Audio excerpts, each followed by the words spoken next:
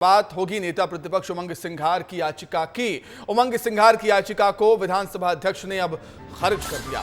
दल बदल कानून के तहत रामनिवास रावत की सदस्यता शून्य करने उन्होंने अर्जी लगाई थी, उस अर्जी को निरस्त कर दिया गया है। रामनिवास रावत ने 8 जुलाई को विधायक पद से इस्तीफा दिया था। कांग्रेस कह रही थी कि एक्शन लिया जाएगा, लेकिन अब एक्शन होना ही नहीं है, क्योंकि विधानसभा अध्यक्ष ने उनकी याचिका को खारिज कर दिया है। विवेक लगातार हमारे साथ जुड़े हुए हैं राजधानी भोपाल से, आइए उन्हीं से चर्चा कर लेंगे अधिक जानकारी के लिए। विवेक, कांग्रेस की उन उम्मीदों को झटका लगा है कि कांग्रेस उम्मीद लगाए बैठी थी कि कुछ इसमें हो जाएगा, लेकिन याचिका ही खारिज हो गई है विधानसभा अध्यक्ष की तरफ से।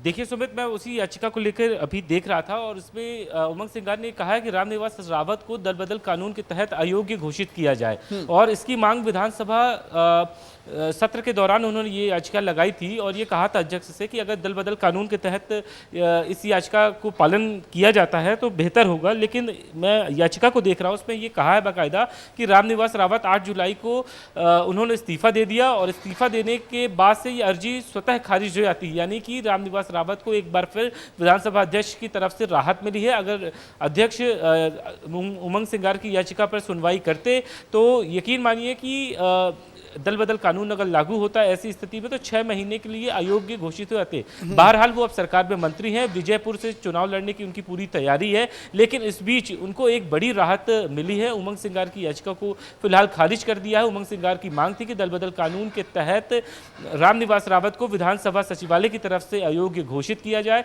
और कांग्रेस की रणनीति थी कि अगर रामनिवास रावत को अगर अयोग्य सचिवालय की तरफ से घोषित कर दिया जाता है तो फिर कांग्रेस वहां पर विजयपुर में बहुत ही मजबूती के साथ चुनाव लड़ेगी। लेकिन यहाँ पे तौर पर रामनिवास रावत को राहत है और बीजे और कांग्रेस की रणनीतियों को तगड़ा झटका हम इसे कहेंगे।